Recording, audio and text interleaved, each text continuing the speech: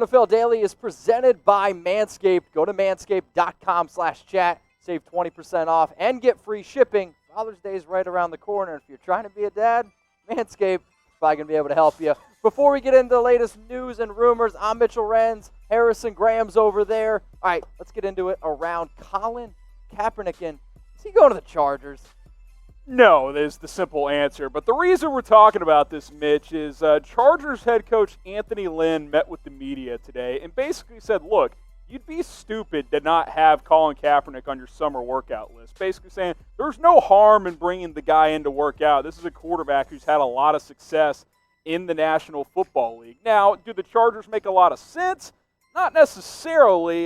Here's what Lynn actually had to say about this actual situation, saying Colin definitely fits the style of quarterback for this system we are going to be running. I'm very confident and happy with the 3 quarterbacks that I have, but you can never have too many people waiting on the runway. But the point he makes is, look, you have Tyrod Taylor, who, like Colin Kaepernick, is basically a stopgap quarterback. You have Justin Herbert, who you just took in the top 10. Easton Stick is your depth quarterback there.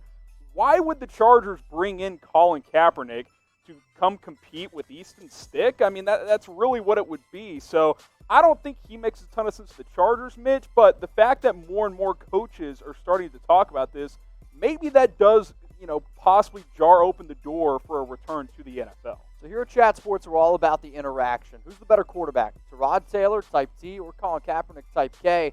I'll make this. I'm going to type my T for Tyrod Taylor, but if I am the Chargers, the one thing that you didn't really mention that I think the Chargers would be smart to do, you're trying to sell tickets, SoFi Stadium, you can say what you want. Colin Kaepernick's going to help you sell jerseys, which their jerseys are kind of ugly. Plus, you are going to be able to sell tickets. That is one thing that Colin Kaepernick is going to help you do. But when you talk about Kaepernick, a lot of us, we talk about his running ability. From a passing standpoint, though, he's actually been pretty successful. 72 touchdowns, 30 interceptions. Remember, though, he hasn't played since 2016.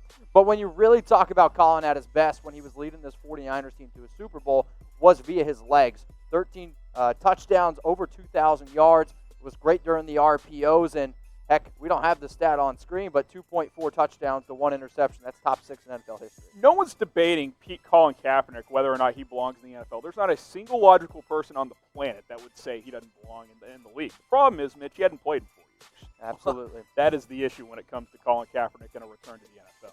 So we want to keep you as up-to-date as humanly possible. So the way that you do that is by hitting the subscribe button. Or you can find it in the link below. Or you can find it, the link is in the description. We're youtube.com/chatsportstv. We do news, rumors, and more. Speaking of more, I've already released this video, Kaepernick Destinations, where we rank the top 7 teams most likely to go out and get the quarterback. And we also ask tough questions like, should he be in the NFL? Or kneel or stand. You're going to be able to find all that awesome stuff here at Chat Sports.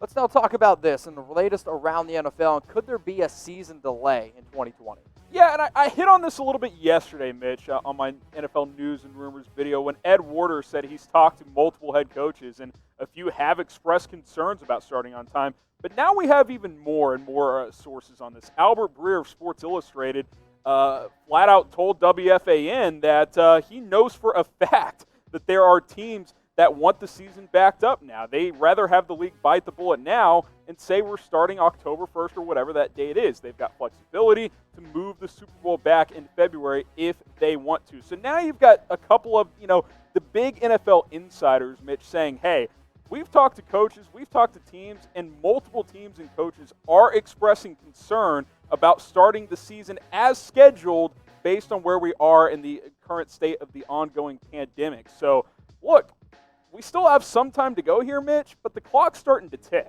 The clock is starting to tick. And here's another quote that I find pretty interesting from an anonymous head coach, Ted Warner. What if your entire quarterback room tests positive? What if your entire defensive coaching staff tests positive? What are you going to do then? And it's an interesting question. Right now, we've put it up here multiple times, like what happens if a player like Patrick Mahomes gets it or Lamar Jackson? And, you're forced to turn to some backup quarterbacks. Or what happens if you don't even have a quarterback that's healthy? That's some of the issues that we're going to be facing this upcoming season. Yeah, and I think that those are the main issues. Like, if an entire quarterback room tests positive, what, are you going to play a receiver at quarterback for 2 weeks? Like, these are the questions we want to know. So the NFL is going to have to figure out some kind of contingencies and answers to these before they proceed with the 2020 season. So I already see in the comments section, Chat Sports jumping the gun, and I like it. Will the season start on time? Give me a Y for yes, or give me an N for no. So for me, I am still going to type my Y for yes because I need football in my life, and I don't really want to think of it not being there. So I'm going to type my Y for yes. Harrison, what says you? I think the answer is yes, because I don't think if you're the NFL or any other league, you can just pick a date that makes sense, because you don't know how long this is going to last for. So unless you cancel the season, don't you just start on time and then react when things come up? I'm typing my Y for yes. Said the name date, or said the word date. Speaking of date, if you got a hot date tonight, maybe by going to manscaped.com/chat, you'll be very, very prepared. Seriously, though, 20% off and free shipping on the Lawnmower 3.0 for you guys out there that are trying to get that extra inch, for trying to maybe clean up, the chest, the genital area. 89% of women said that they want a man to manscape. We're trying to hook you up with a special offer here, manscaped.com/chat. It'll be in the comments. It'll be in the description. The Lawnmower 3.0 is the best male trimming product out there on the market, so go and take advantage of the deal. Let's talk now about Seattle Seahawks running back Chris Carson, and is he not going to get paid?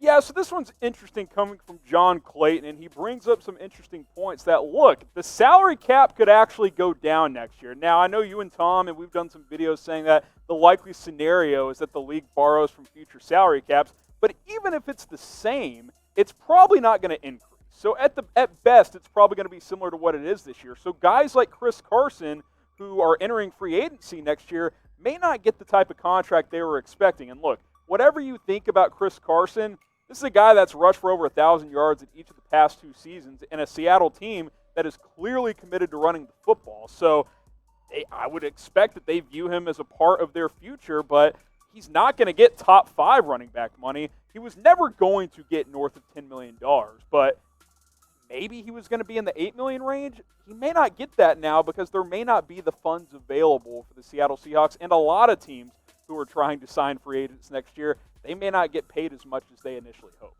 I think it's a good question that we're about to bring up here. Is Chris Carson worth $8 million a year? And for all you Seahawks fans out there, if you want to subscribe to our channel, you can see the link below. It's chatsports.com/SeahawksTV. It's a channel dedicated just to Seahawks fans. So over or under, $8 million a year for Chris Carson. Type O for over, type U for under. As much as I love Chris Carson, I am going to type my U for under because the injuries do scare me. If the cap was going to increase like it initially was expected, I'd give Chris Carson $8 million because he's a featured part of that offense.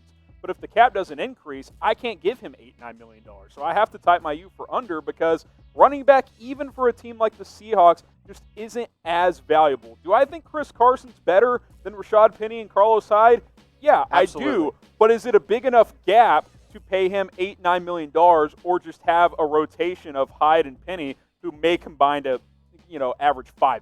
And I don't know that it is. I think you're going to see the Seahawks team open it up a little bit more because, I don't understand why they run the ball for 3 quarters and then let Russell Wilson win the game for him. But I will say this. I do think Seattle is a little bit worried about the injury history of Carson because, for me, that's the only reason why you go out and get a player like Carlos Hyde. Now, Penny, for your thoughts, I've never been a big fan of Rashard, but Chris Carson, I do like, and fully healthy. I do think he's a top 15 running back. However, I'm not going to give him $8 million a year.